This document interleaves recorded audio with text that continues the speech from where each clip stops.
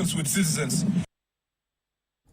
Murkomen bende koro singo ni obila kata pisas duto mabende tudo kod nek mar Albert Ojwang ibiro kawnnegi okang mager mar chik. We are extremely concerned by the increasing instances where police officers have come under unwarranted attacks while executing their lawful duties. These challenges must not be ignored, and they point to a broader need to foster mutual understanding, accountability, and respect between the police and the public.